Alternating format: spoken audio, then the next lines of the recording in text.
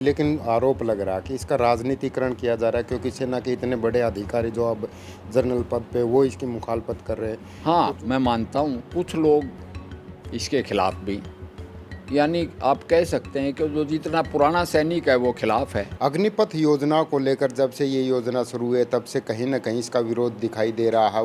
युवा हों, बुजुर्ग हों या कोई अन्य संगठन हो, हर कोई इसके विरोध में उतरा था। लेकिन सरकार जो है बार-बार कह रहे हैं कि इस योजना से अच्छी कोई योजना नहीं है। ख़ासकर बात करें अगर सांसद डीपी वत्स जी की, तो वो एक तरह से मैदान में उतरे हैं, सरकार के पक्ष में मैदान में उतरे और जगह-जगह जाकर बता रहे हैं कि किस प्रकार से ये योजना अच्छी है और किस प्रकार से इसका जो विरोध हो रहा है वो गलत है। आज हमारे साथ हैं सांसद डीपी वत्स जी, उनसे पूछेंगे। सबसे पहले तो सर, क्या मानते हैं कितनी अच्छी योजना है या क्या खासियत है इसमें जो आप बार-बार जो मैदान में उतर रहे हैं और सरकार का पक्ष ले रहे हैं? पहले तो मैं कहूँगा कि जब ये योजना मैदान में उतारी, माननीय रक्षा मंत्री जी थे और उनके साथ तीनों सर्विसेज चीफ बैठे थे और ये 2 साल से इस पे काम हो रहा था और करगिल कमेटी की भी रिकमेंडेशन थी और रैना कमेटी की भी रिकमेंडेशन थी कि फ़ौज को यंग बनाओ, यानी उम्र एवरेज एज कम करो और भी सुधार करो। तो ये मैदान में उतारते ही एकदम बिहार में आगजनी होगी, ट्रेन फूंक दी गई। इसी तरह सिकंदराबाद में। तो मैं ये बताना चाहूँगा कि ये जो वायलेंट रिएक्शन हुआ, क्योंकि वो तो देश का सामान, देश की ट्रेन्स थी, मोदी जी की पर्सनल तो नहीं थी, एक बात। दूसरा, रक्षा मंत्री जी ने बड़ा क्लियर कहा कि ये एक सर्विस टर्म्स की पॉलिसी में थोड़ा सा चेंज है और इसकी आए साल समीक्षा होगी, यानी कोई त्रुटि हुई तो उसका दूर किया जाएगा। पार्लियामेंट का एक्ट नहीं है। रिक्रूटिंग पॉलिसीज़ 10 दफ़ा तो मेरे देखते देखते चेंज होगी। और तीसरी बात ये है कि जो 14 लाख फौज ऑलरेडी है वो तो पुरानी terms and conditions, 1 rank 1 pensioner, सारा वो तो बरकरार रहेगा। तो एक ऐसी योजना जिसमें करीब 2 लाख लोग तो 4 साल में मिल रहे हैं आपको, फौज को एक्स्ट्रा काम करने के लिए, 4 साल के बाद उसका रिजल्ट आना शुरू होगा। और इसके बावजूद भी इतनी वायलेंट रिएक्शन जो हुई, तो उसको इश्यू को पॉलिटिकली एक्सप्लॉइट किया गया। अब मैं कहता हूँ कि योजना का मुद्दा एक तो ये था कि भाई ये बच्चे 4 साल सर्विस के बाद रोड पे आ जाएंगे और नौकरी नहीं होगी इनके पास, जबकि फ़ौज परमानेंट नौकरी देती है।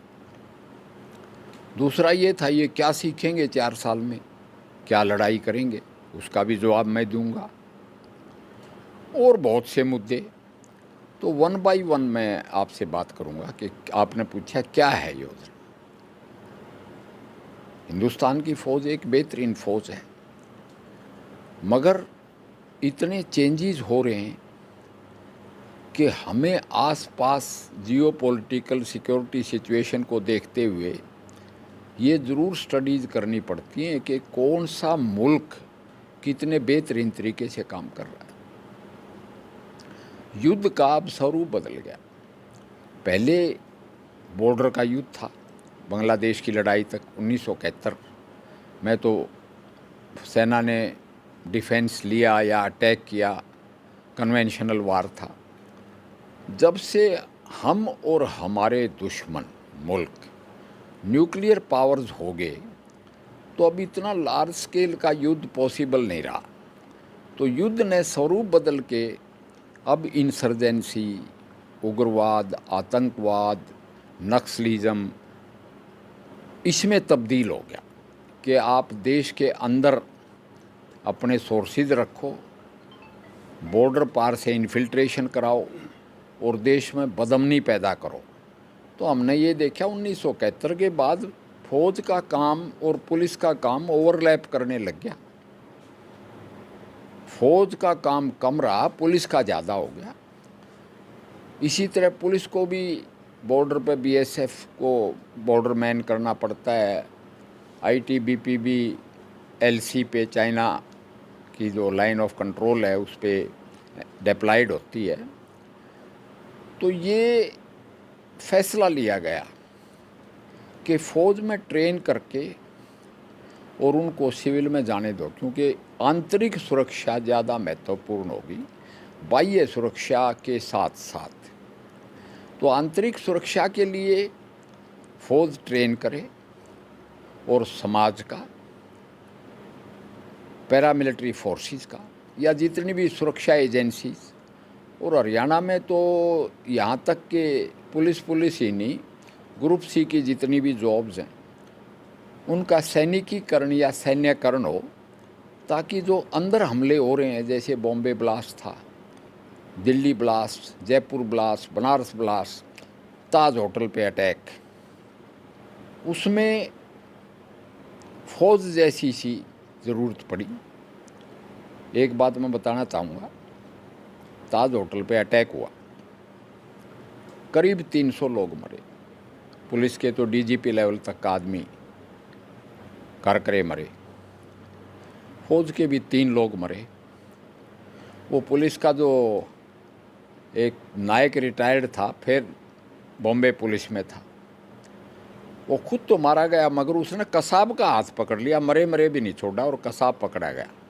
इसी तरह मेजर उन्नी कृष्णन और हवलदार गजेंद्र सिंह ने ताज होटल में शहादत दी, मगर टेररिस्ट को मार दिया या पकड़ लिया।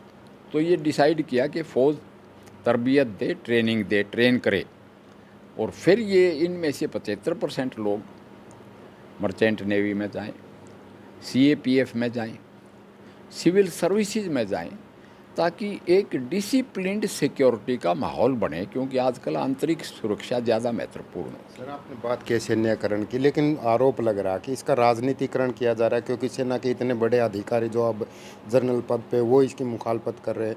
तो जो विरोध कर रहे हैं उनका सीधे तौर पर आरोप है कि सेना का अब राजनीतिकरण किया जा रहा है, इस तरह से बढ़ा चढ़ाकर जो सेना के अधिकारी बता रहे हैं वो।